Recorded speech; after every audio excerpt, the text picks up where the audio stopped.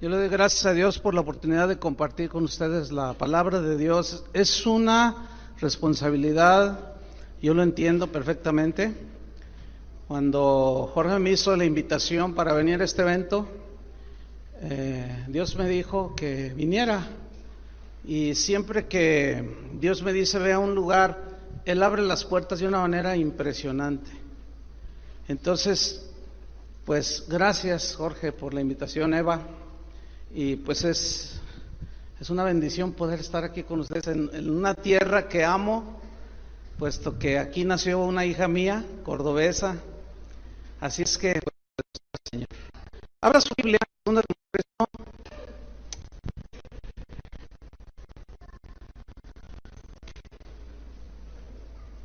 Qué título, del Congreso, tiempos peligrosos. 2 Timoteo 3:1. A mí me tocan 4 enseñanzas durante el evento.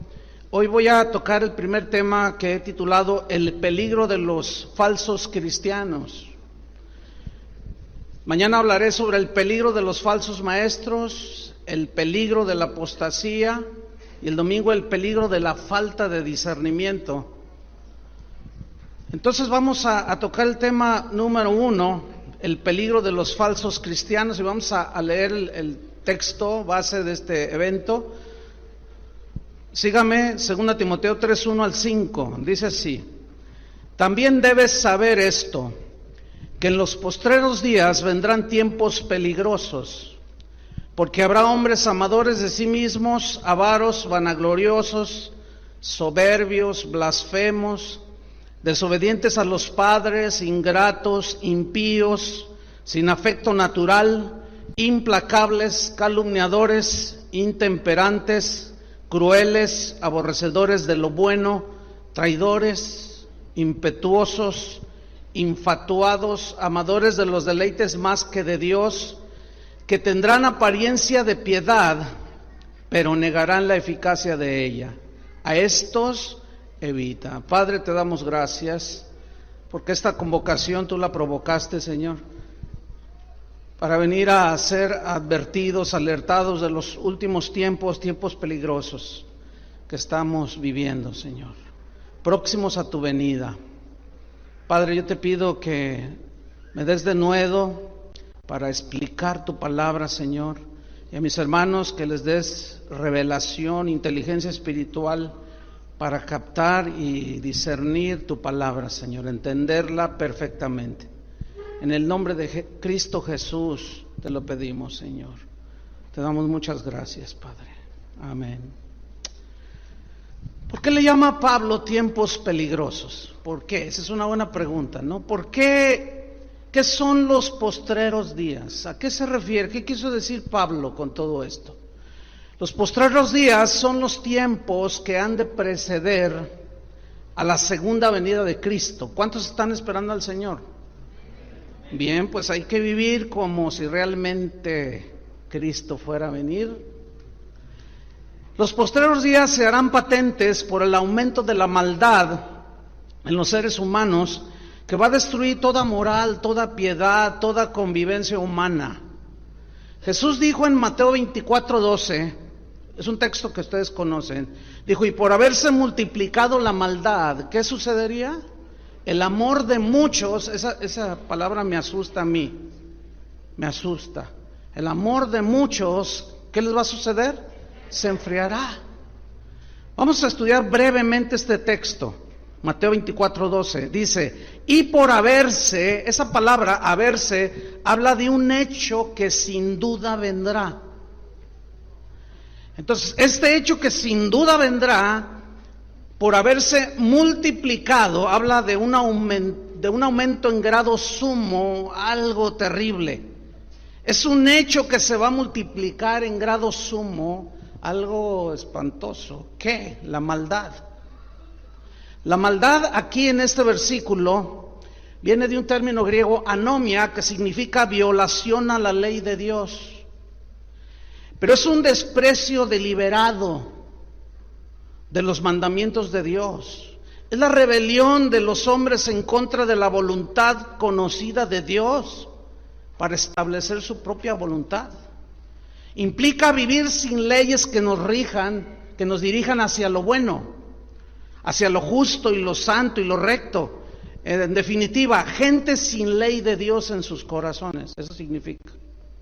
Por hombres malos que no tienen ley, son ley para sí mismos, gente rebelde y desobediente, por haberse multiplicado la maldad, por esa razón, dijo Jesús, el amor de muchos, y los muchos se refiere a los creyentes.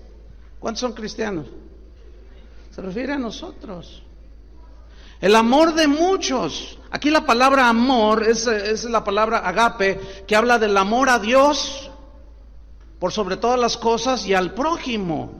Hoy vemos en la sociedad actual y aún dentro de las iglesias cristianas, y esto es lo peligroso, vemos el resultado de la desobediencia y de la rebelión contra Dios, porque eso es lo que va a provocar precisamente que el amor a Dios, el amor hacia el prójimo, se enfríe. Aquí la palabra se enfriará, esa frase en el griego significa soplar, eso significa aquí enfriar, soplar. Es como cuando uno sopla en un plato de sopa caliente, ¿verdad? Uno sopla para que se enfríe, para poderla comer. Entonces, hombres perversos que se manifestarán y serán como un viento helado. Enfriará el amor hacia Dios, porque los vamos a ver con nuestros propios ojos. Y si no estamos firmes en la palabra de Dios, muchos ponen los ojos en los hombres.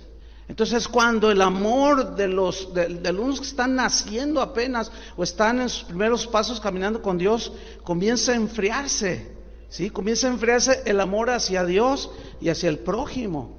Entonces, volviendo a 2 Timoteo 3:1, por eso Pablo, de ahí no nos vamos a mover, 2 Timoteo 3:1, para que tengan su Biblia abierta allí. Por eso Pablo le dice a Timoteo, también debes saber esto. Aquí hay dos palabras muy importantes. Una es debes, también debes, es un deber. Es un deber estar informados. Es un deber estar alertas. Por eso Pablo le alerta a Timoteo y le advierte y le dice, también debes. Es un deber de todo cristiano. Nadie puede decir, es que yo no sabía. No. Es que ya tenemos la Biblia revelada aquí para que nosotros estemos alertas. Entonces dice Timoteo, no sé cuántos pastores hay aquí, pero todos los pastores debemos, es un deber de nosotros para alertar al pueblo de Dios. Entonces dice, también debes saber esto. Aquí hay un verbo muy importante, que es el verbo saber. Saber, debes saber. Saber viene de una palabra griega que significa entender, significa conocer, significa notar las cosas. Estoy notando X cosa.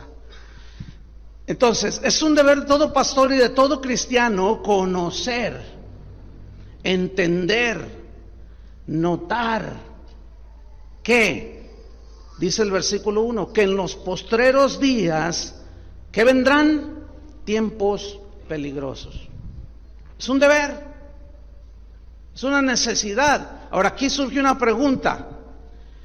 ¿Acaso Pablo confesaba de una manera negativa esto que está diciendo? Pregunta, ¿o todavía no tenía la revelación de la confesión positiva? No, lo que pasa es que esas son cosas que han surgido en los últimos años. Lo que Pablo está haciendo es una advertencia a la iglesia por el Espíritu Santo. Pablo sabía por el Espíritu la verdad y nos advirtió sobre la condición de la gente de los últimos tiempos. Ahora, fíjate lo que dice el texto. También debes saber esto, que en los postreros días vendrán tiempos peligrosos. Esta palabra vendrán es fundamental aquí, porque vendrán habla es una palabra en istemi, en el griego, que significa, habla de algo que viene, algo que viene, pero que se asienta y permanece siempre, que no se va. Eso es espantoso, ¿no? Ahora, ¿qué es lo que va a venir y se va a sentar y va a permanecer indefinidamente? Tiempos peligrosos. Vendrán tiempos peligrosos. La palabra tiempos peligrosos significa tiempos duros, tiempos difíciles, tiempos feroces, tiempos difíciles de enfrentar, porque sin duda estamos viviendo los últimos tiempos, no hay duda. Cristo está más cerca que nunca su regreso. Entonces, esos tiempos difíciles de enfrentar, de aquí en adelante vamos a tener que estar nosotros cada vez más alertas, porque son tiempos que permanecerán, tiempos peligrosos, feroces, duros, difíciles de enfrentar. Pablo en su tiempo, en 2 Corintios 11:26, él nos narra su experiencia acerca de los peligros, y hay un elemento que ya se empezaba a notar. 2 Corintios 11:26 dice: en caminos muchas veces él había andado, en peligros de ríos, peligros de ladrones, peligros de los de mi nación, peligros de los gentiles, peligros en la ciudad, peligros en el desierto, peligros en el mar. Pero luego dice, peligros entre ¿qué? Falsos hermanos. Muchos cristianos el día de hoy viven así como si vivieran en Disneylandia. Así, y luego otros les atizan que estamos viviendo en Disneylandia. Que todo es bonito y todo, ay, amor y paz y gloria a Dios. A esos son a los que los lobos se los van a tragar bien fácil. ¿Por qué? Porque no están advertidos. Y los pastores de muchas ovejas están distraídos en otras cosas, en lugar de estar discerniendo los tiempos, las señales de la venida de nuestro Señor Jesucristo. Y Él lo dijo claramente, todo lo que iba a suceder antes de su regreso. Entonces los pastores no podemos estar distraídos, porque Dios nos va a pedir cuentas de ustedes. ¿Sabían eso? ¿Sí te acuerdas de eso, Jorge? Que Dios nos va a pedir cuentas de toda esta gente. ¿Qué tiempos? Peligros entre falsos hermanos. La palabra, volviendo a 2 Timoteo 3, esta palabra, tiempos peligrosos, es una palabra griega, jalepos, tiempos duros, difíciles, feroces. Esta palabra, jalepos, lleva la idea de amenaza constante. Tiene una idea en el original griego de un peligro constante, porque en los últimos días vendrán tiempos que amenazarán. Ya están aquí, tiempos que están amenazando la vida espiritual de nosotros los cristianos, de la iglesia misma. Es un último asalto del mal por medio de hombres y mujeres que se manifestarán en los postreros días. Aquí surge una pregunta muy, muy impactante, al menos para mí, como pastor.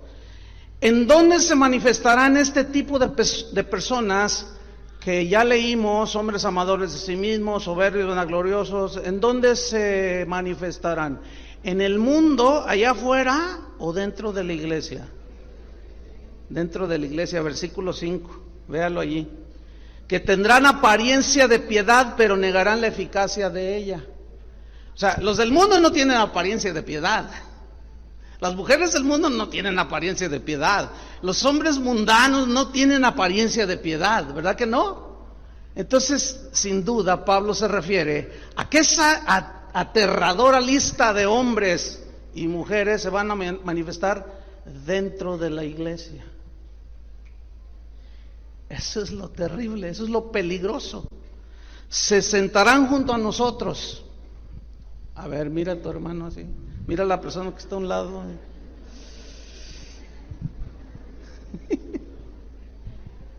Se sentarán junto a nosotros. Comerán en nuestras mesas. Y aún se meterán en el ministerio como si fueran gente de Dios. Pero no lo son. Jesucristo lo dijo muy claro, por sus frutos los conoceréis. El problema es que relacionan pésimamente relacionan fruto con llenar estadios y grabar 20 CDs y tener 5 bestsellers de libros. Eso no es fruto, eso lo hace cualquiera en el mundo. Está hablando del fruto del carácter de Cristo, ¿entienden? La formación del carácter de Cristo. Eso es lo que nos diferencia de los del mundo, ¿sí o no? Entonces, dice que tendrán apariencia, fíjate este versículo, Tendrán apariencia, significa, aquí esta frase, tendrán apariencia, viene del griego morphosis, que significa dar la impresión, como de algo que es genuino. ¿Sí? Significa apariencia externa, nada más externa. Gente que no ha nacido de nuevo. Y viene a mi mente los fariseos. ¿Se acuerdan que Jesús los redimió? Les dijo: ustedes son sepulcros blanqueados, porque por fuera están maravillosamente pulcros y arreglados y se ven muy bien y tienen una apariencia de piedad, y hasta se cuelgan las escrituras en los brazos, en la frente, dicen amén, gloria a Dios. Dice, pero por dentro están llenos de huesos de muertos. Así dijo, duro, ¿no? Entonces esta apariencia de piedad, apariencia, fíjate, externa, ¿de qué? De piedad. ¿Qué es piedad? La piedad en la Biblia viene del griego eusebeia, donde viene Eusebio o Eusebia. Y esta palabra, eusebeia, que se traduce piedad, significa ir en pos de Dios. O sea, tendrán apariencia de que es gente que sigue a Dios. Eusebeia significa consagrarse a Dios. Tendrán apariencia externa de que están consagrados a Dios. Aparentarán que siguen a Dios, que aman a Dios, que están consagrados a Dios. Sin embargo, lo que estos dicen, enseñan y hacen es lo que nos revela a nosotros que no son verdaderos cristianos. ¿Por qué? Porque dice, tendrán apariencia de piedad, pero negarán la eficacia de la piedad. ¿Cómo es que se niega la eficacia?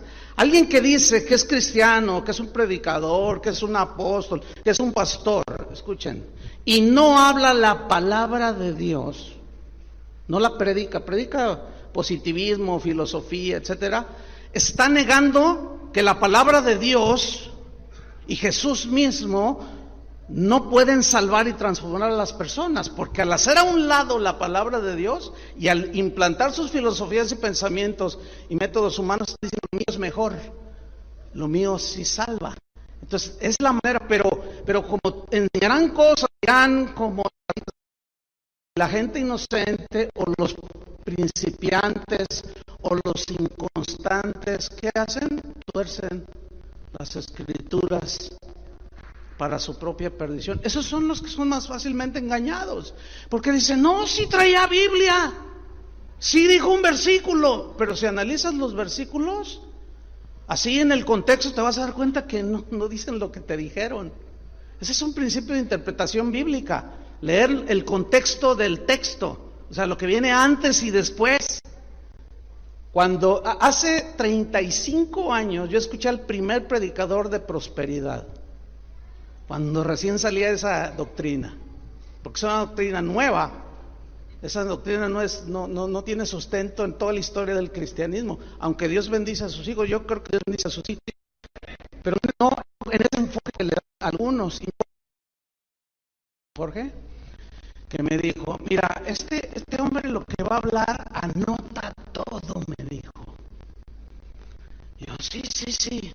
Entonces comenzó este versículo y empezó a predicar, y yo anotaba todo, y el maestro mío de la escuela bíblica estaba junto a mí y dice, no dejes pasar un solo texto. Y decía, no. Entonces cuando termina la reunión me dice, vente, vamos allá, vamos a tomarnos un café y vamos te voy a explicar. Entonces me dice, a ver, ¿cuál fue el texto que tomó este predicador? No, pues este. ¿Y qué explicó esto? Me dijo, ahora vas a hacer esto. Lee lo que viene antes y después del versículo que mencionó. Y lo leí todo. Y yo dije, no dice lo que él dijo. Yo me sorprendí. Por el otro.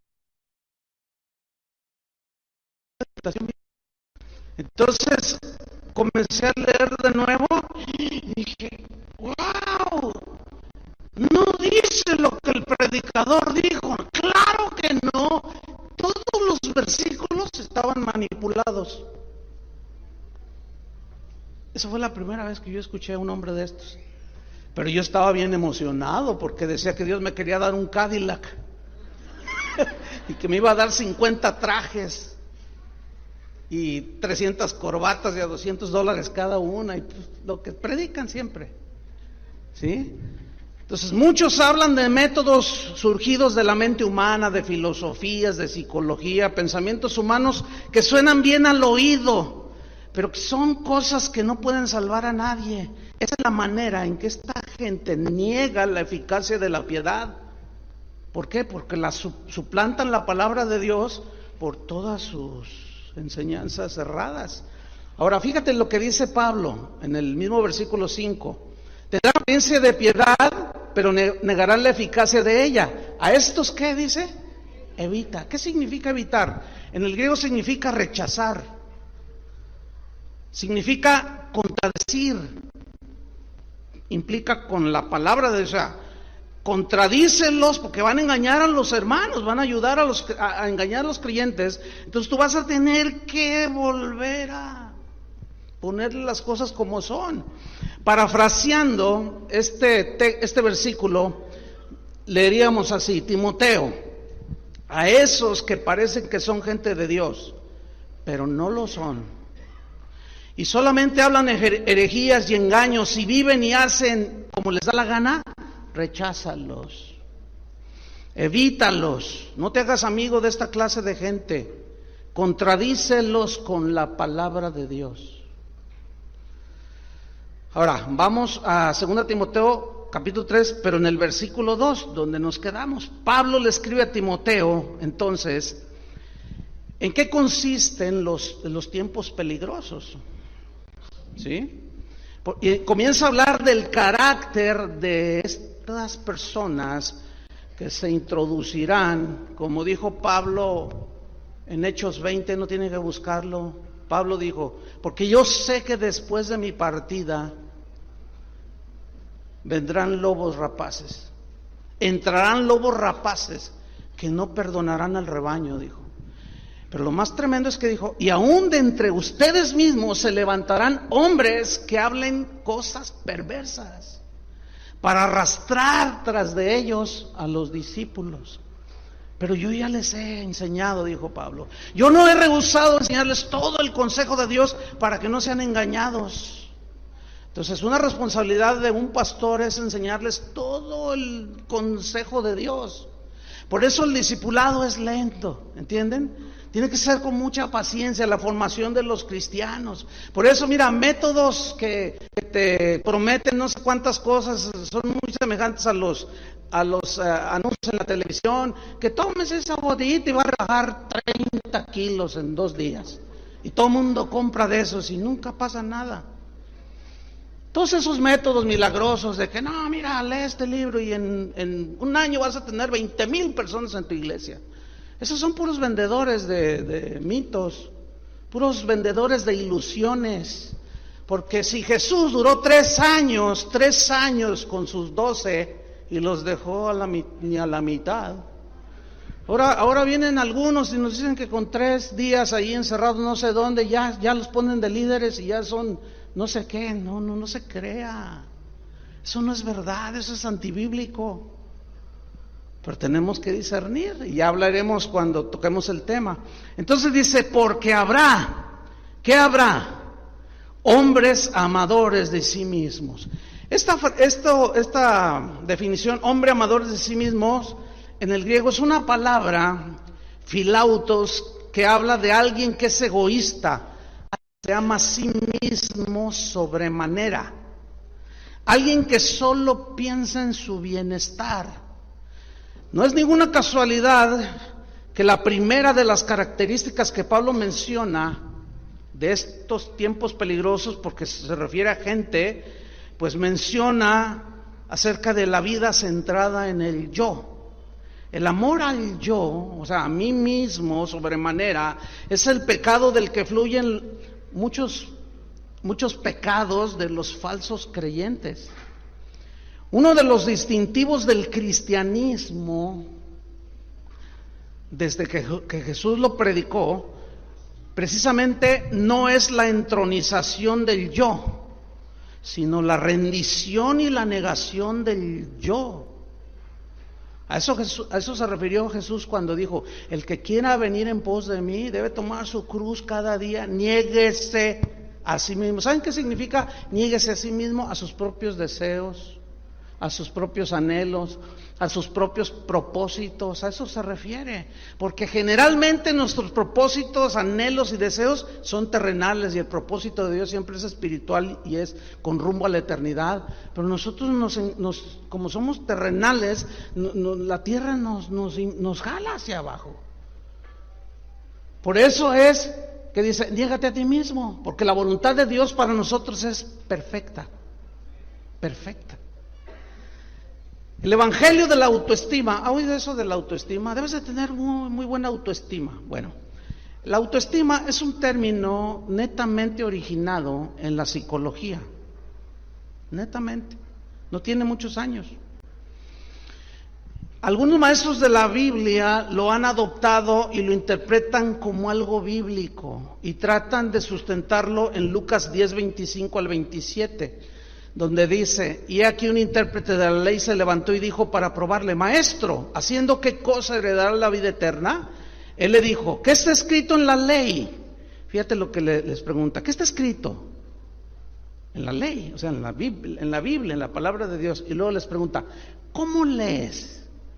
Significa: ¿cómo entiendes? Eso significa: ¿cómo lees? ¿Cómo entiendes? Aquel respondiendo dijo: pues leo y entiendo así: amarás al Señor tu Dios con todo tu corazón y con toda tu alma y con todas tus fuerzas y con toda tu mente, y a tu prójimo como a ti mismo. ¿Lo leyeron? ¿Lo entendieron como tal y como está allí? Ok. Algunos interpretan erróneamente que para amar a los demás debes amarte primero a ti mismo. Por eso tienes que elevar tu autoestima, tu autoimagen. Pero yo quiero que observen bien el texto. Observen bien que dice: ama a tu prójimo como a ti mismo. ¿Sí o no? Así dice, ¿no? O sea, no dice primero ámate a ti mismo. No, porque no tenemos problema con eso. Somos bien egoístas.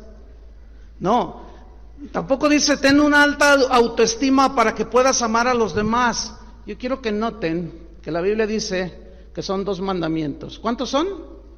No son 3, son 2. Nada más. El otro fue inventado tratando de acomodar la Biblia a la psicología, pero eso no es verdad. El problema fundamental del ser humano es el ego, el yo, el orgullo. Entonces, la Biblia dice: no tenga nadie de ustedes una estima mayor que la que debe de tener. ¿Y qué dijo Jesús? ¿Cómo debe ser lo que debemos de pensar de nosotros en relación con los demás? Que los demás son mayores a nosotros, que me estoy minimizando y bajando mi autoestima. Es que eso Dios no lo contempla, así no es. Y bueno, no hay tiempo para explicar más, pero son 2 mandamientos, no 3. Entonces este concepto es antibíblico. Ahora volvamos otra vez a Timoteo, porque estamos hablando que vendrán hombres amadores de sí mismos. O sea, que se verá por todos lados que lo que nada más quieren ellos es su bienestar, sus cosas. Ella no me hace feliz, mis hijos no me, a mí, siempre pensando en mí, amadores de sí mismos. Pero luego viene otra segunda clase de personas, dice avaros, significa amadores del dinero. En la primera carta le dijo Pablo a Timoteo: porque raíz de todos los males es el dinero. ¿Así dice? No, así no dice. El amor al dinero, porque el dinero es neutral. El dinero no es ni bueno ni malo, sino es la actitud que tú tengas en el corazón hacia el dinero. Un cristiano de la antigüedad dijo: el dinero tenlo en tus manos, no en el corazón. Está bueno, ¿no? La frase. Porque la raíz de todos los males es el amor al dinero, el cual codiciando algunos, y aquí es donde hay que ponerle mucha atención, codiciando algunos. ¿Quiénes son algunos? Algunos que están dentro de la iglesia, algunos cristianos. Codiciando algunos. El dinero, repito, en sí mismo no es malo, pero la codicia, el poder que se le atribuye a tener dinero, es que si tengo dinero tengo todo. No es verdad eso. Jesús dijo, la vida del hombre no consiste en la abundancia de los bienes que posee. ¿Ven? Es falso. Pero ahí es donde está el engaño. ¿Sí? Entonces, el cual codiciando a algunos, y aquí es donde hay que cada uno escudriñar su corazón, ¿qué les sucede? Se extraviaron de la fe, se desviaron de la fe y fueron traspasados de muchos dolores. No hace mucho escuché a un predicador algo que me dejó helado. Él dijo, a mí no me venga con que allá en el cielo hay calles de oro, puertas de cristal. A mí no me venga con que en el cielo las puertas tienen incrustaciones de perlas, que allá todo es maravilloso. ¿Yo para qué quiero el oro allá en el cielo? Yo lo quiero aquí, dijo. Aquí lo quiero, dice. Otro dijo, ¿para qué quieres ¿cuántos quieren 4 camionetas? Dijo. Y todos dijeron amén, fíjate, 4. Dice, es que eso es abundancia. Dice, ¿para qué quiero 4 por 4 allá en el cielo, si allá todo está pavimentado? Entonces la gente dice amén. La gente dice amén. No alcanza a poner en el casillero exacto todas esas cosas. Entonces hablan y hablan. Hay predicadores que no tienen otro tema más que el dinero, ¿sí o no? No saben hablar de otra cosa más que el dinero. Y Jesús lo dijo claramente, de la abundancia del corazón, ya, vamos al otro punto, así de sencillo. Están metidos dentro de nosotros, hermanos. A mí me han dicho, tú no crees en la prosperidad. A mí Dios me ha prosperado, hermano. De una manera, yo nunca había pensado que... Yo creo en la prosperidad de Dios, pero Dios me ha bendecido. Yo no niego que Dios puede bendecir a otros, pero eso de tener muchas cosas aquí en la tierra no es el propósito por el cual Cristo vino a morir por nosotros. El propósito fue para salvarnos de la condenación del infierno y para regresarnos hacia Él. Las verdaderas riquezas, ¿dónde están? Allá arriba, hermano. Y lo que Dios te dé aquí, disfrútalo. Yo estoy convencido que algunos los mantiene del pan de cada día, porque sabe Dios que si les da un poquito más, se le van. Dale gracias a Dios que te mantiene del pan de cada día. Entonces dice, vendrán hombres amadores de sí mismos, avaros. ¿Cuál es el siguiente? Vanagloriosos, digan todos vanagloriosos. ¿Me están siguiendo ahí en su Biblia? ¿Sí me están siguiendo? Vanagloriosos. Aquí la palabra que se traduce por vanagloriosos es alazón, que significa también fanfarrones. Ahora, un fanfarrón es el que alardea de lo que tiene y de lo que hace. ¿Los ha escuchado? O sea, alardean de todas sus andanzas por todos lados, alardean de todo lo que han hecho, alardean. Una vez, bueno, uno que fue amigo de nosotros, así es triste, me da tristeza decirlo, pero una vez estaba predicando y dijo, ¿a cuántos les gustaría ser como yo? Así dijo. Yo nomás le hice así. Dice, mi traje es de $5,000, dijo.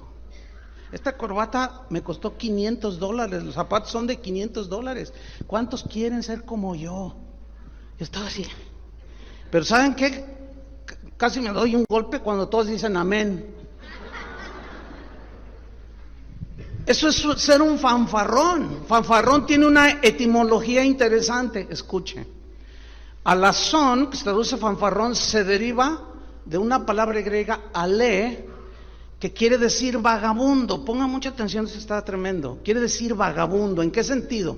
Mire, en un principio, el alazón o el fanfarrón era un charlatán ambulante.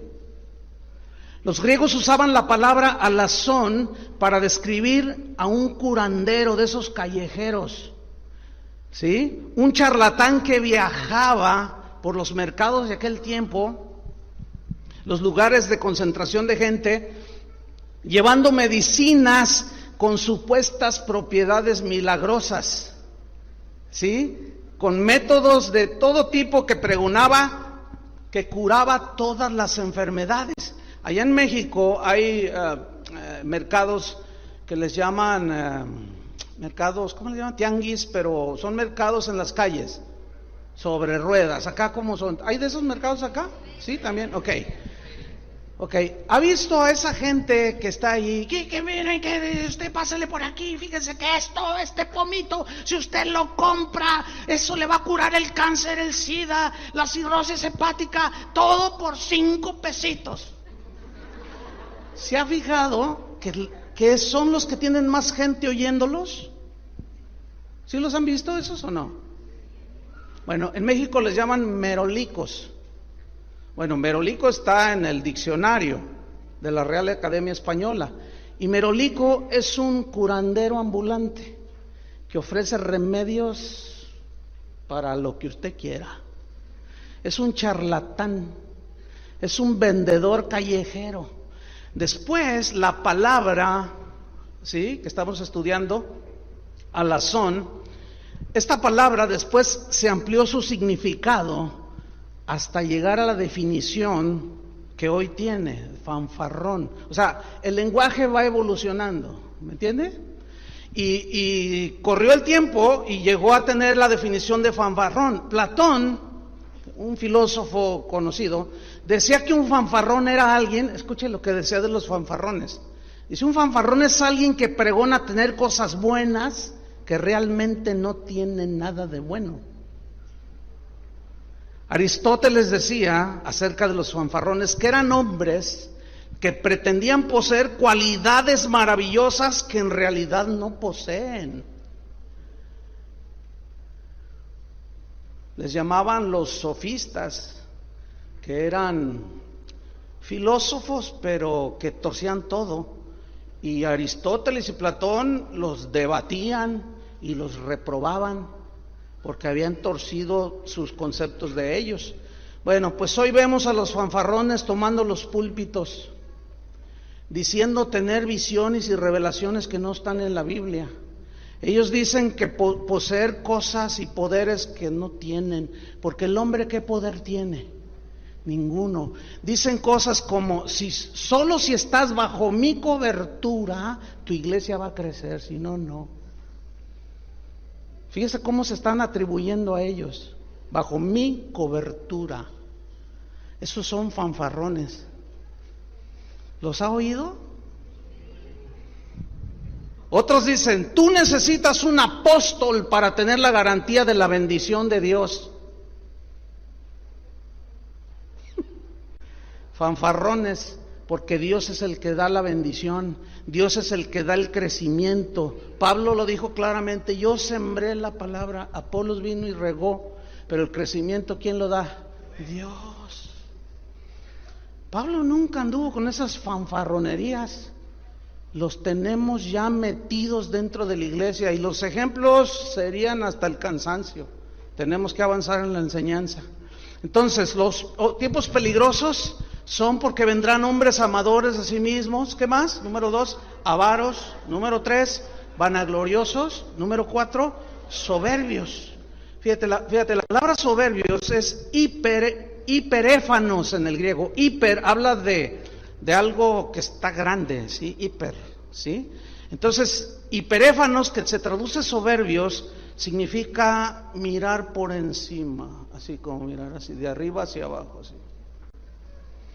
Significa altaneros, gente que son altaneros, así, ¿sí? Son esos que dices, ¿no sabes quién soy yo? ¿No sabes con quién te metes? ¿No sabe quién soy yo? Dicen. ¿Se acuerdan de Satanás? Que dijo, subiré allá mismo al trono de Dios, me sentaré junto al trono de Dios, seré semejante al Altísimo. Ya no se conformó Satanás con mirar a Dios hacia arriba, ¿sí? Ya no se conformó, dijo, no, porque yo también soy hermoso, yo también tengo poderes, yo también esto, yo también el otro. Entonces, pues, ¿cuál es el problema en que yo sea igual a Dios? Y se quiso hacer igual a Dios. Junto a Dios dijo, me sentaré.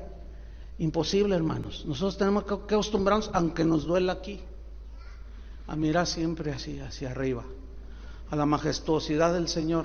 Cuando tú comienzas a ver a la gente, mira, el otro día escuché a un predicador, me dolió mucho mi corazón, porque dijo: ¿usted quiere ser de esos pastorcillos con 50 ovejillas? Sea como yo tengo 25,000, dijo. Dice: a ver, tú, ¿cuántos pelagatos tienes en tu iglesia? Así le dijo a un pastor. Y le hace 25. Dice: no, ¿qué es eso? ¿Qué tal si de entre esos 25 hay uno como San Pablo? O sea, es que ¿cómo mirar? ¿Cómo tener esas actitudes, hermanos? Es imposible, eso no es de un hombre de Dios. ¿Se fijan cómo entonces es el carácter de lo que está hablando el Señor? Noten en 1 Timoteo 3:1, no lo busquen, pero ahí Pablo le dice a Timoteo sobre los requisitos de los que deben de gobernar la iglesia de Dios. Si alguno quiere gobernar la iglesia, dirigirla, pastorearla, buena obra desea, pero es necesario que sea, ¿qué? Marido de una sola mujer, sobrio, prudente, decoroso, hospedador, apto para enseñar, sin vicios, no codicioso de ganancias deshonestas. Fíjate nada más, puros rasgos de carácter. Todo lo contrario a estos. ¿Lo alcanzan a ver la diferencia? Es muy palpable. Esta palabra, hiperéfanos, deriva de dos palabras griegas que quieren decir ponerse encima de los demás. O sea, alguien que siempre está golpeando el escritorio, haciendo así, y hablé como cordobés, ¿verdad? Haciendo así, se me salió. Y siempre con una actitud soberbia. El hiperéfanos tiene desprecio por todos, desprecia a todos, excepto a sí mismo. Tiene suficiente religión, dijo un cristiano de hace como 700 años. Dice: estos tienen religión para ver las faltas en los demás, pero muy poca para verse a sí mismos como alguien que también comete errores. Cualquiera de nosotros puede cometer errores, ¿sí o no? Cualquiera de nosotros se puede deslizar y tropezar, pero Dios es bueno que nos vuelve al camino. El cristianismo, hermanos, no consiste en no fallar nunca, sino en que cuando fallamos, si confesamos nuestros pecados, Él es fiel y justo para perdonarnos. Claro, no es la voluntad de Dios que pequemos. Por eso dice Juan: mas si alguno hubiere pecado, tenemos un abogado para con el Padre. Esa palabra hubiere habla de algo eventual. Nosotros ya no practicamos el pecado, pero podemos tropezar, podemos caer seducidos, podemos descuidarnos un poco y se nos puede meter algo que la Biblia rechaza. ¿Entienden? Pero la palabra de Dios ahí estará siempre para darnos luz y corregir nuestros caminos.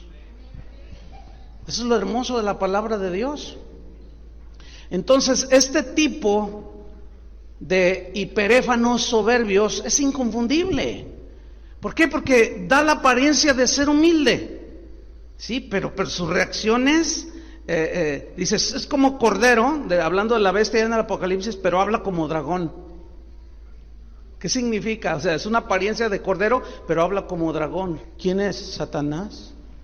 Entonces, este tipo de personas tiene la apariencia de ser humilde, pero en lo más íntimo de su corazón desprecian a los demás.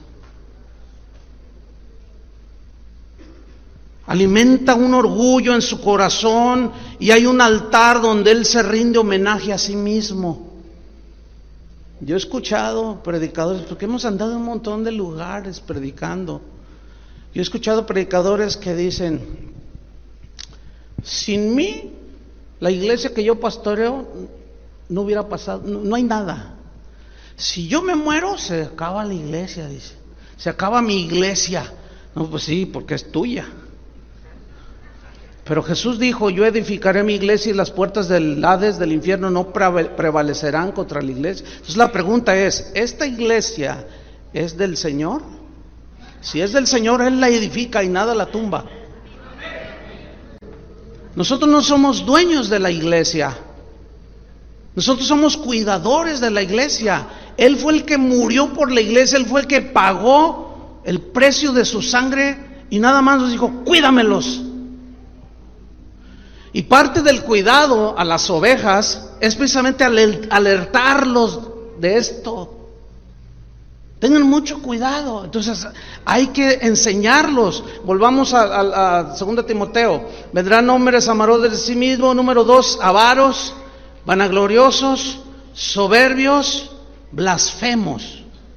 Fíjate, esto está interesante. Blasfemos, en la palabra griega que se traduce blasfemos, tiene dos acepciones. Aquí blasfemio o blasfemos, blasfemar habla de insultar a Dios.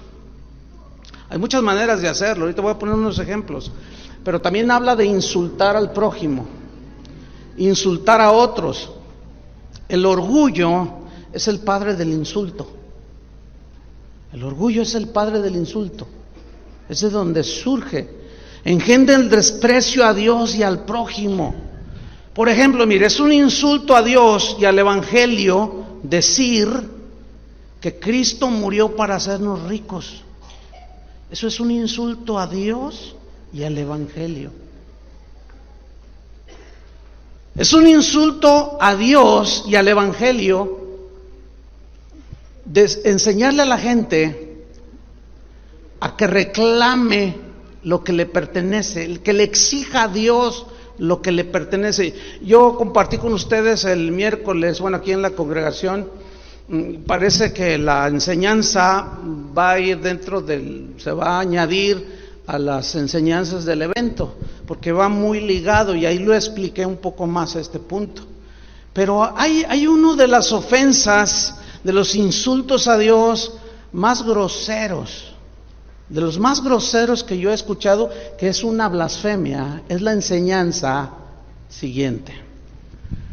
Ahí está la reunión de los cristianos. Entonces el predicador dice, siento en mi espíritu, siento en mi corazón que aquí hay gente que está resentida con Dios. ¿Por qué? Porque le quitó al esposo, le quitó a la hija, le quebró el negocio, ¿sí? Etcétera. Entonces, ¿cuántos de ustedes están resentidos con Dios porque aún no les ha contestado su oración? Entonces los hermanos levantan la mano, dicen, pasen acá, y se llena, aquí adelante. Entonces dice, ¿tú estás amargado contra Dios? Sí, porque le pido y no me da. Dicen, ¿y tú por qué estás amargado con Dios? Porque se llevó a mi esposa.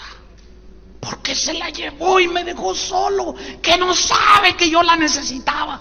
¿Estás muy amargado contra Dios, verdad? Sí. Gloria a Dios.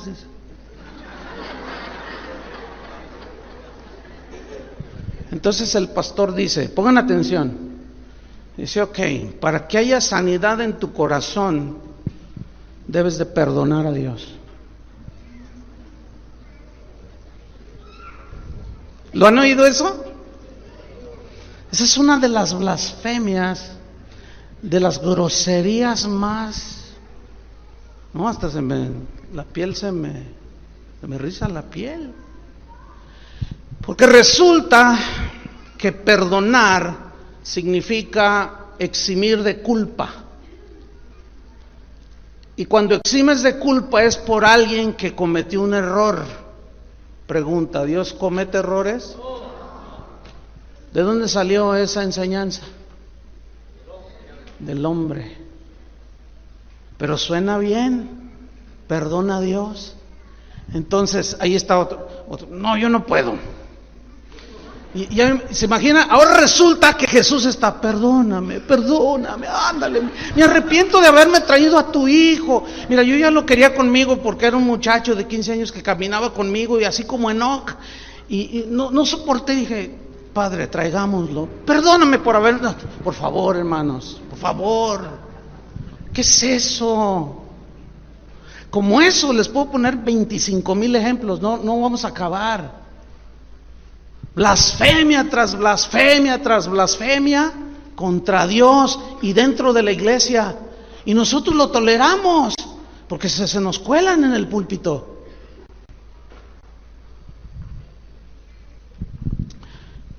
Como dijo un cristiano en la antigüedad, él dijo, el insulto que viene de la ira, de un enojo, es malo, pero es perdonable porque se produjo en el ardor del momento. O sea, una reacción, ¿entiende? Dice, pero el insulto frío, dice, que viene de un corazón orgulloso y arrogante, es algo horrible e imperdonable. ¿No estarán algunos blasfemando contra el Espíritu Santo? Que es uno de los pecados imperdonables. Pero no alcanzamos a discernir, hermanos, por favor, mire, pídale a Dios que le dé discernimiento.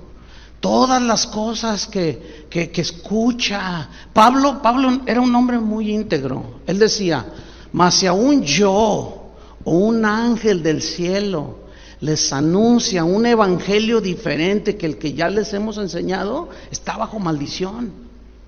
Él se incluyó. ¿Qué significa esto? Que cualquiera de nosotros se puede equivocar. En algún momento, en alguna imprecisión por falta de estudio, de escudriñar, de ver el panorama general de la Biblia, podemos dar alguna definición equivocada. Pero siempre el Espíritu Santo nos va a guiar hacia la verdad. ¿Cuántos creen esto? Jesús lo dijo, nos dejó el Espíritu Santo que nos guía hacia la verdad. Nos va a ir aclarando las cosas. Tenemos que pedirle a Dios mucho discernimiento. Pero la manera de discernir más efectivamente es conociendo la palabra de Dios. Porque verdaderamente hoy hay cada enseñanza que agrede a Dios, lo insulta. Y debemos de tener mucho cuidado. Hombres amadores de sí mismos, ¿qué más? Avaros, vanagloriosos, soberbios, blasfemos, desobedientes a los padres. ¡Ay, qué terrible está esto! Significa rebeldes a los padres. Fíjese que en el mundo antiguo, la gente tenía muy en alto el respeto a los padres.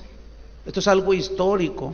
Las leyes griegas, por ejemplo, los más antiguos, remontemos hasta siglo IV antes de Cristo, inclusive antes de los filósofos por excelencia, Aristóteles, Platón, etcétera. Las leyes griegas condenaban a la persona que golpeara o maltratara a sus padres, pero duramente, Para los romanos golpear a un padre o a una madre era tan malo como si hubiera cometido asesinato. O sea, tenían un concepto del respeto a los padres muy importante. Bueno, en la ley judía, usted sabe que en la ley habla de honrar a tu padre y a tu madre, que es el primer mandamiento. Ok, fíjese, qué interesante. Entonces en la ley estaba ahí este mandamiento, honrar al padre y a la madre. Entonces la desobediencia a los padres, escucha esto, la desobediencia a los padres es la señal de una sociedad decadente. Y es una señal de que estamos en los postreros días. Yo tengo pastoreando 30 años la misma iglesia, 30 años. La iniciamos en 1982. En 30 años ya me di cuenta de muchas cosas. Empecé con un grupito pequeño, Jorge los conoce a todos, de jóvenes. En ese tiempo andábamos entre los 20 y 25 años. Y pasó el tiempo, los discipulamos y se empezaron a formar.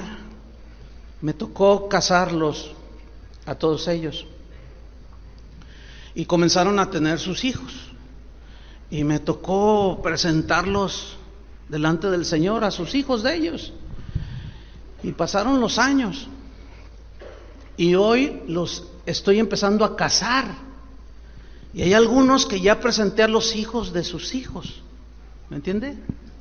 O sea, le pongo este ejemplo por lo siguiente, porque ya he visto 2 generaciones en mi congregación y he visto algo.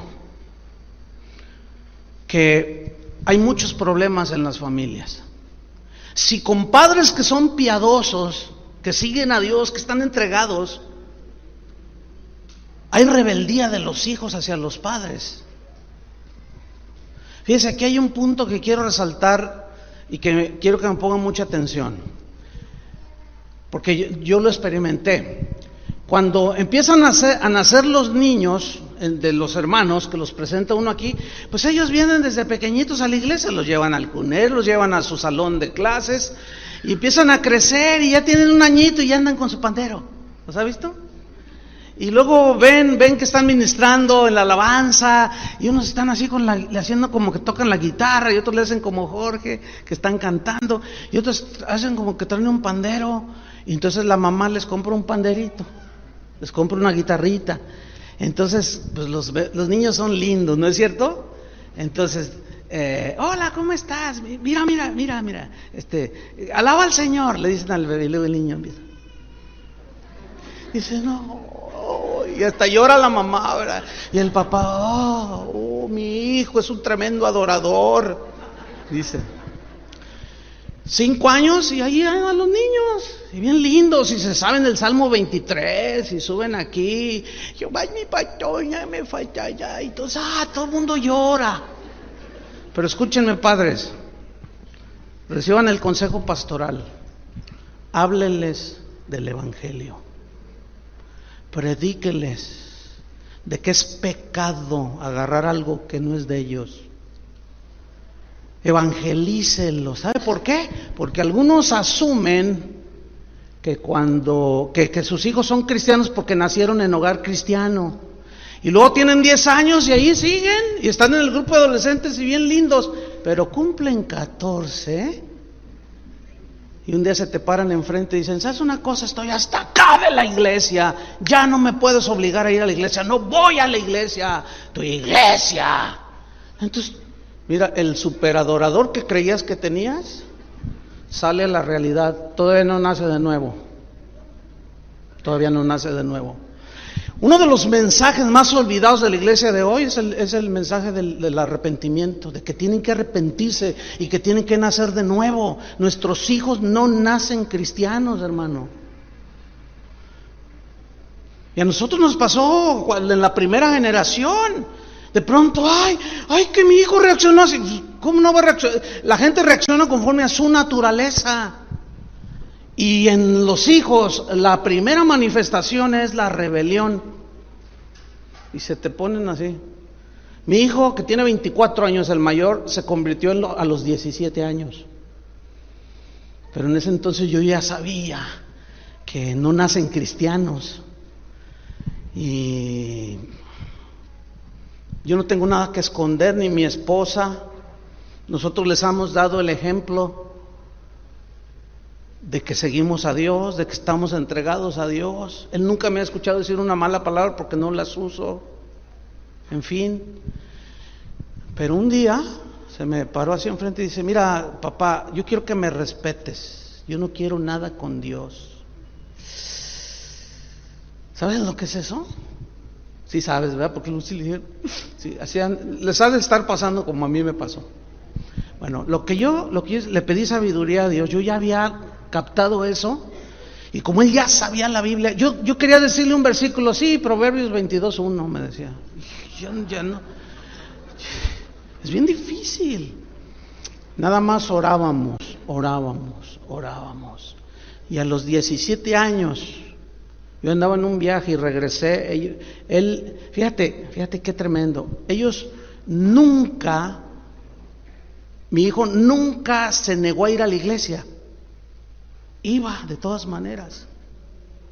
Pero un día, al regresar yo de un viaje, mi esposa me dijo, te quiero contar algo, pero cuando veo a mi hijo, yo vi algo diferente en él. Y me miró y me abrazó. Yo dije, ya se convirtió. No, mire, desde ese día hasta la fecha, los frutos de la conversión son bien evidentes. Por eso tenemos que llevarlos, hermanos, hacia los pies de Cristo, también a ellos. Insistirles a los padres, Háblales del evangelio, no les dejes pasar nada. Ay, ¿a poco le voy a decir a mi hijo que es pecado que agarre este lapicero, este lápiz de ahí del colegio de su hijo? Ay, no, el psicólogo dice que si le decimos que se van a traumar, se van a ir al infierno si tú no les dices lo que la Biblia dice. O psicología o Biblia. ¿Qué vamos a hacer?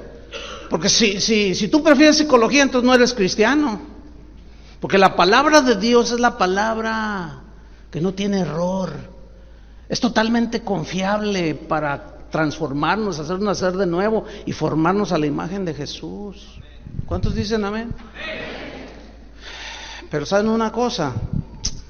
Esto de rebeldes, desobedientes a los padres, no hay día que no recibo correos, preguntas, aún de pastores. Pastor, yo no sé qué hacer con los jóvenes de mi congregación. Lo primero que les digo es, ¿ya son salvos? ¿Ya son nacidos de nuevo? Bueno, nacieron en hogar cristiano. No, ven el concepto que hay. Entonces es una de rebeldía, es algo espantoso. Y ya se está viendo dentro de la iglesia. ¿Por qué? Porque hemos dejado la palabra de Dios a un lado. Ahora los entretenemos con otras cosas. Entonces esta es una señal, hermanos, inequívoca de que los tiempos peligrosos ya estamos viviendo. Volvamos rápidamente. Hombres amadores de sí mismos, avaros, vanagloriosos, soberbios, blasfemos, desobedientes a los padres, ingratos, dice. La palabra también se traduce por malagradecidos. ¿Conoce gente malagradecida? Malagradecidos a Dios y a los demás. La característica de la ingratitud es uno de los pecados más hirientes contra Dios y contra otro ser humano. Las palabras de un sabio rey de la antigüedad dijo: más agudo que el diente de la serpiente es tener un hijo desagradecido o alguien que es desagradecido.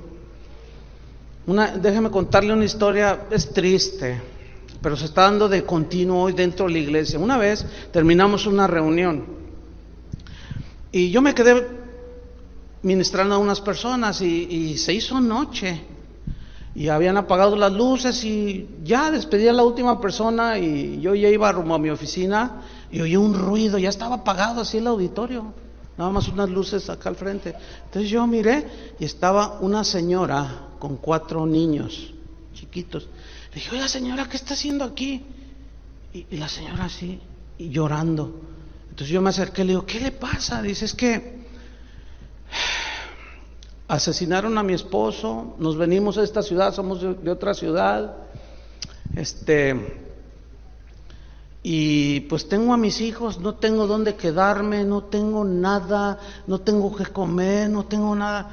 Yo dije, entonces comencé a hablar más con ellos, agarré el teléfono, le hablé a unos hermanos, le dije: oye, ¿me puedes ayudar en esto? Sí, tráetelos, me dijo, tráetelos para acá. Después les rentamos un departamento pequeño.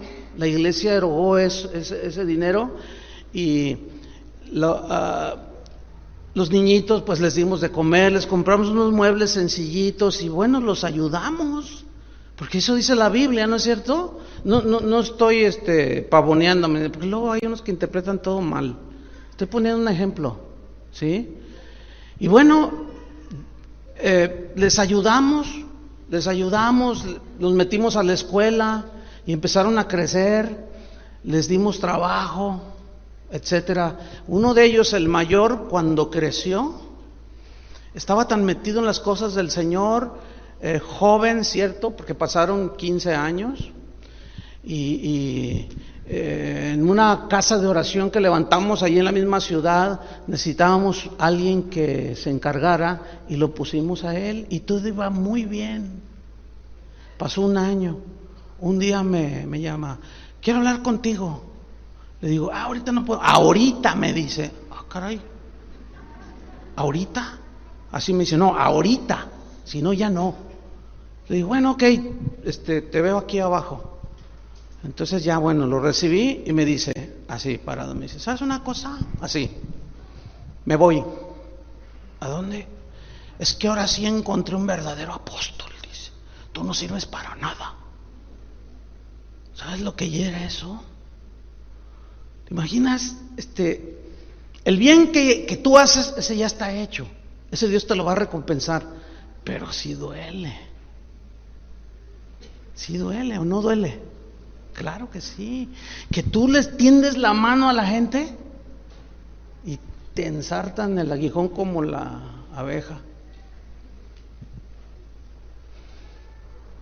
Y eso es algo doloroso para un pastor, porque uno les tiende la mano, pero el bien que hicimos, ese ya lo hicimos y Dios lo va a recompensar.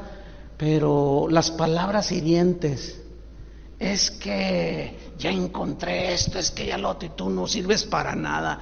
Yo no serví para nada más que para levantarlo de la nada, tenderle la mano, darle de comer, darle la escuela. Eso duele. Pues eso se da dentro de la iglesia. Gente que uno le tiende la mano, los ayuda y después te dan el aguijonazo.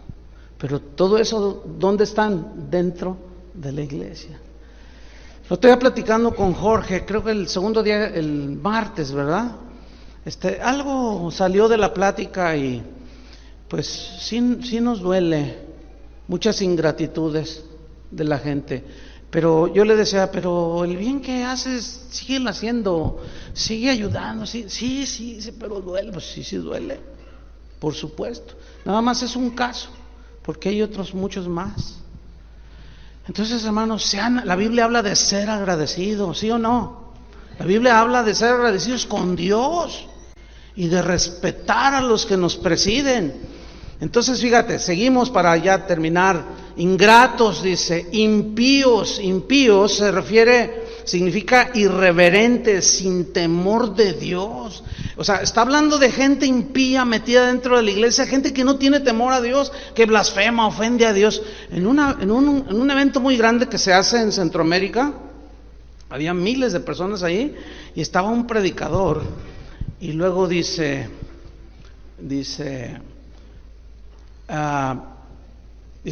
abran su Biblia en tal pasaje, cuando la historia del Gadareno.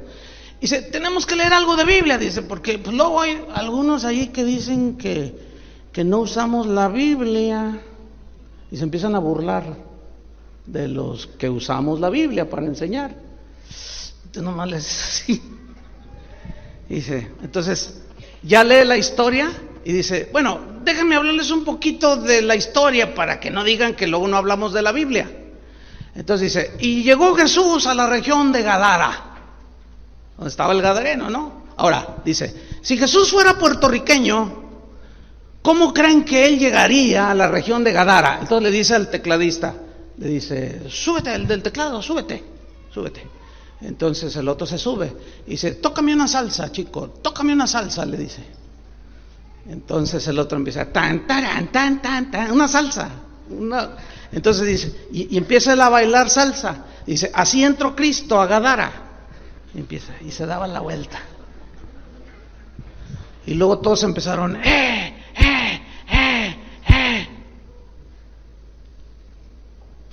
Te quedas sin palabras. ¡Qué irreverencia! Ya no más falta que hubiera dicho, un reggaetón, tírate un reggaetón. No, es que no es posible. Y la gente lo disfruta. Creen que eso está bien porque lo está haciendo un fanfarrón. No debemos de tolerar esas cosas, hermanos. Debe haber respeto, reverencia a Dios, porque es el ser más grande que hay. Es el ser que tiene el sentimiento más grande, que Él es amor, que Él es perdón, misericordioso. ¿Cómo yo puedo rebajarme a hablarles de un Cristo merenguero?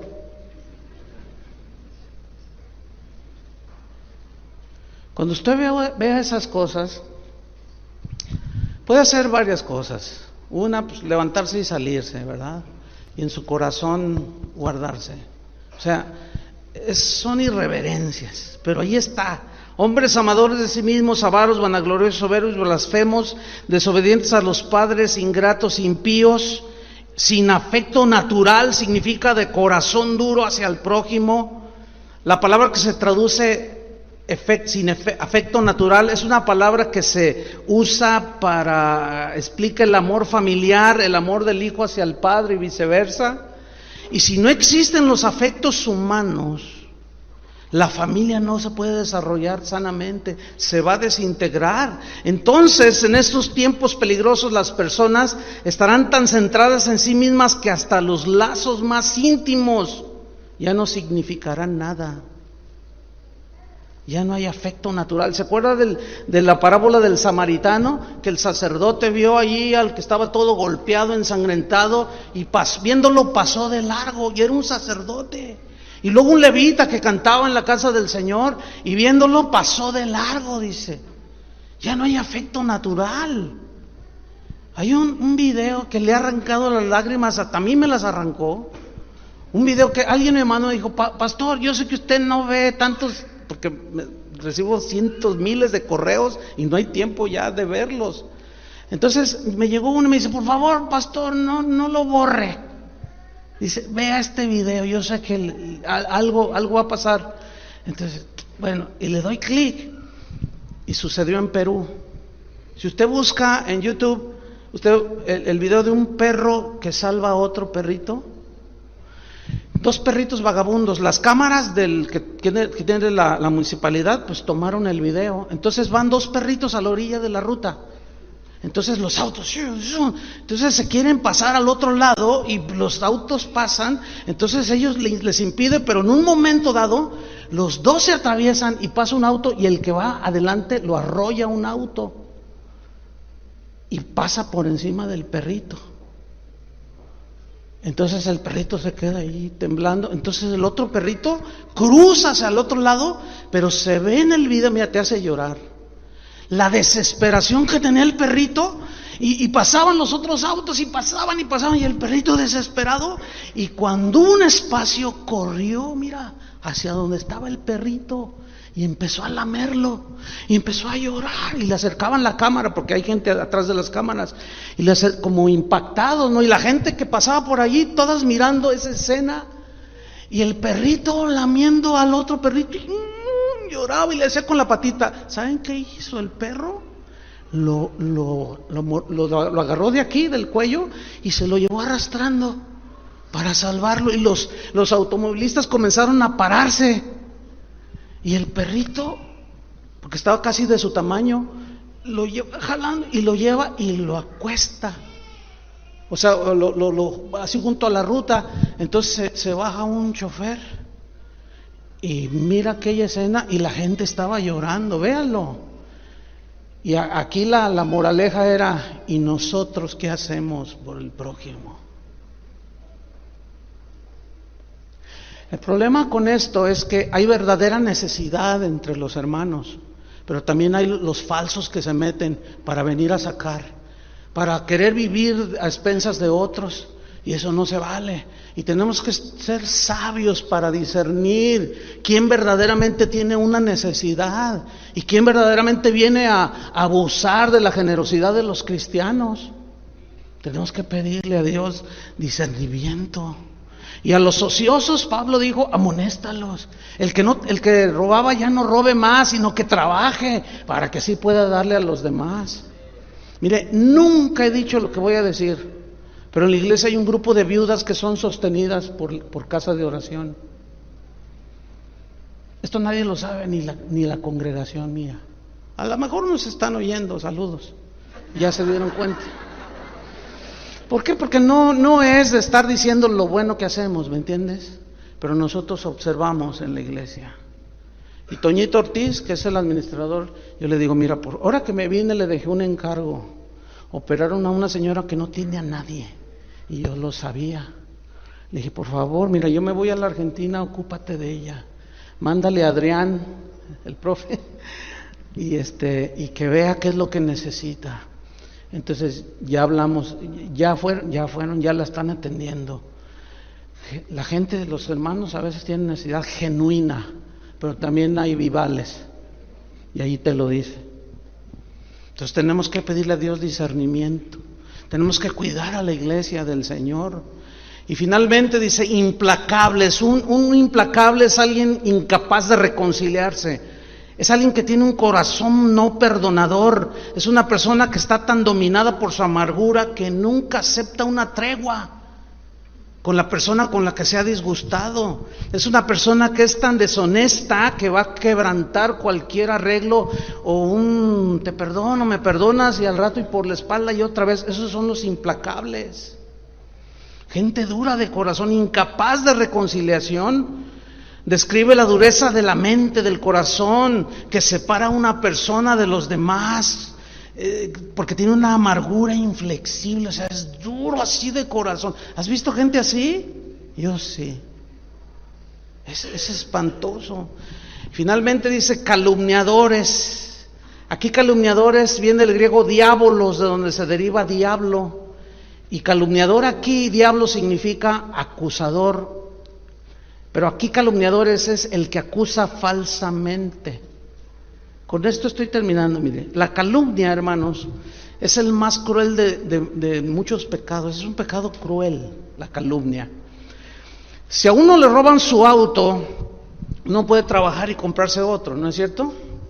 Pero si te quitan tu reputación por medio de calumnias, hacen un daño irreparable. William Shakespeare dijo lo siguiente: la buena reputación en un hombre o en una mujer, mi querido amigo, dijo, es la joya más íntima de sus almas. El que me roba el dinero, me robó basura. No es nada, dice. Pero el que roba mi buen nombre, me despoja de algo que a él no lo enriquece, pero a mí me empobrece. Pero esto es vil ante los ojos de Dios. ¿Has recibido alguna vez una calumnia? Pues sí, sin duda.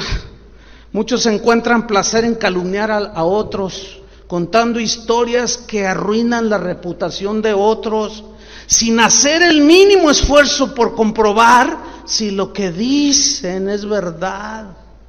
Es que me lo contaron y lo sueltan como veneno de serpiente. Como dijo un cristiano del siglo XIX, hay suficientes calumnias en muchas iglesias como para hacer llorar al ángel encargado de anotarlas. A Jesús le dijeron de todo.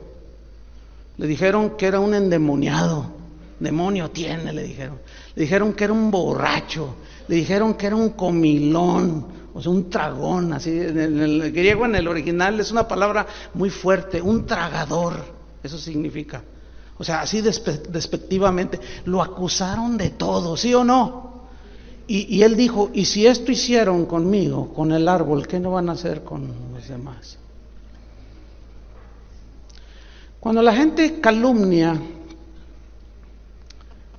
no respondas, no te defiendas, no te defiendas.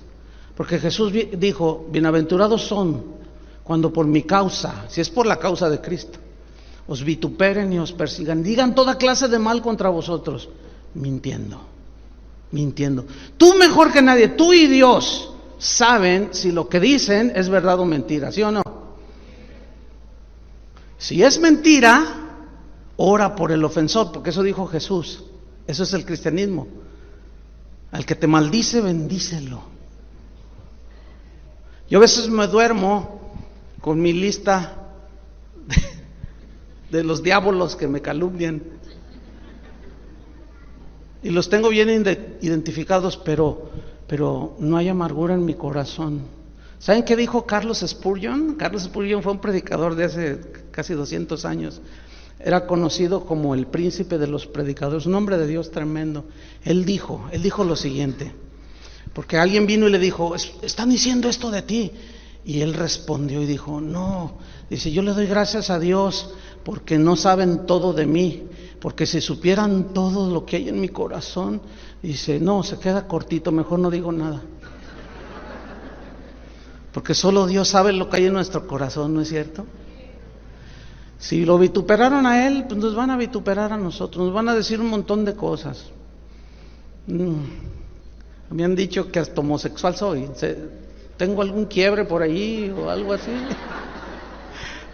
Un pastor le dijo a una ovejita, un jovencito, nomás porque está bien sólido en el Señor, se lo encontró y le dijo, ¿tú en qué iglesia te reúnes? Dijo, casa de oración. Dice, ¿sabes? Dice, te voy a decir algo, para que estés enterado. Y le dice el joven, ¿qué? Tu pastor se inyecta cocaína.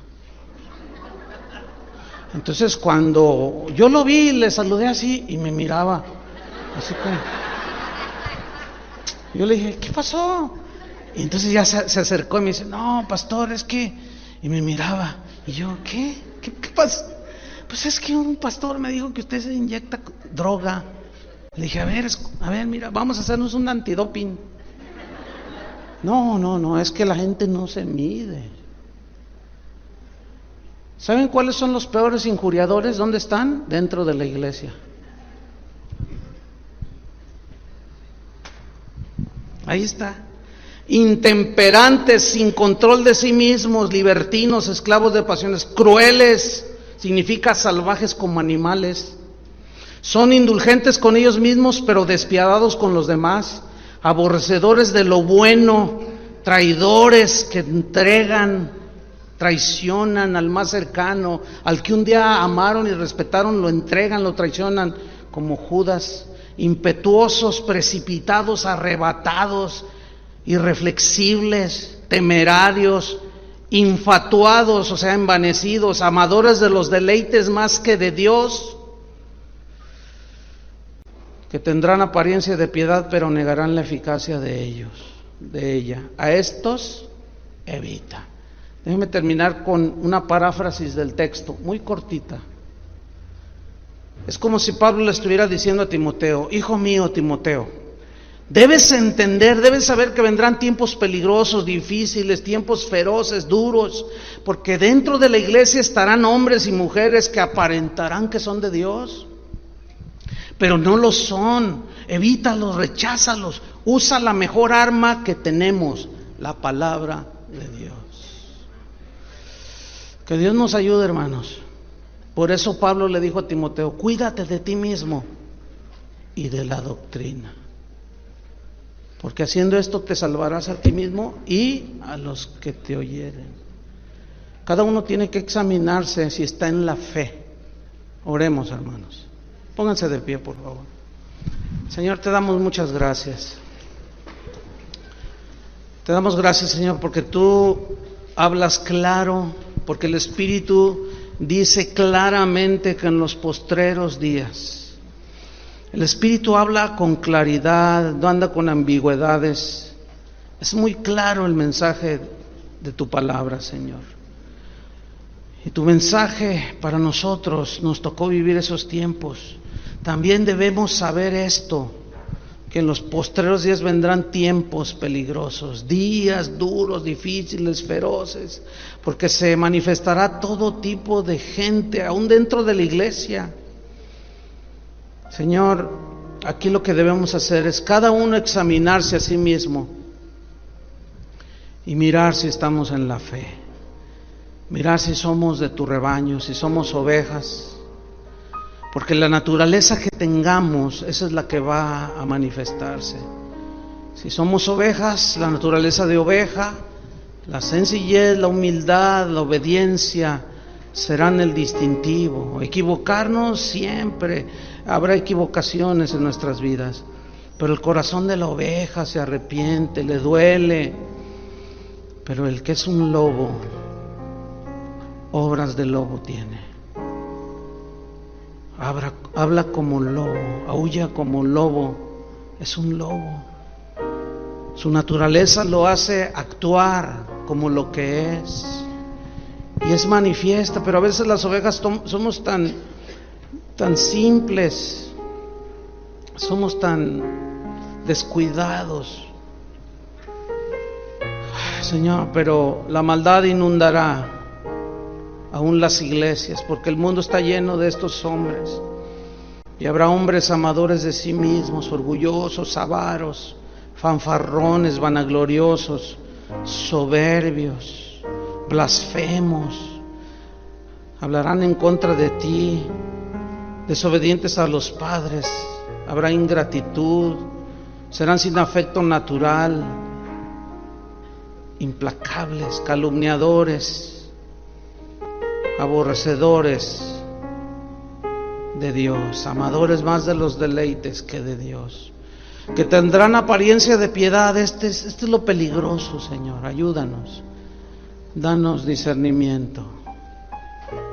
Los que somos ovejas viviremos como ovejas,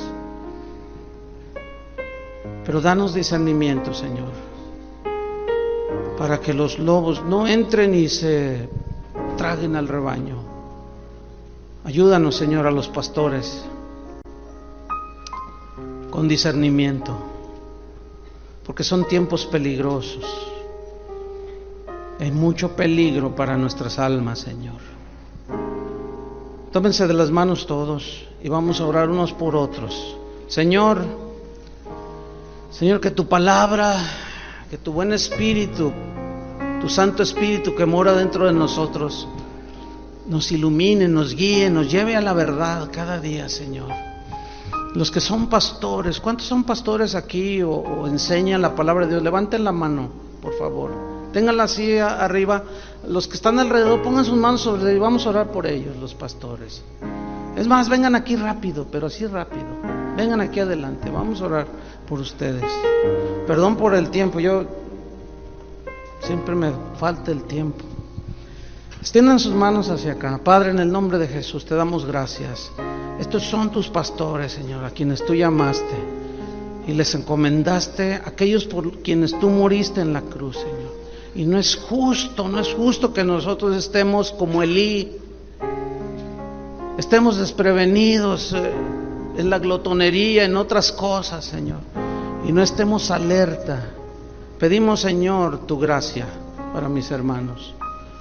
Pedimos, Señor, que tu Santo Espíritu que habita en cada uno de nosotros nos dé ese corazón, Señor, para velar por las almas, para velar por aquellos por quienes tú moriste, Padre. Señor, yo los presento, nos presentamos, todos los que están aquí adelante, nos presentamos delante de ti. Danos discernimiento, Señor, y aún guárdanos a nosotros mismos de ser como uno de esos que traen peligro dentro de la iglesia. Que seamos todo lo contrario a lo que describe Pablo en 2 Timoteo 3. Nosotros no debemos de ser un peligro. Hoy muchos pastores son un peligro, Señor. No queremos ser un peligro, queremos ser una bendición. Queremos dirigir, guiar, apacentar, enseñar, discipular, disciplinar, amar a las ovejas, Señor. Danos ese corazón, Padre.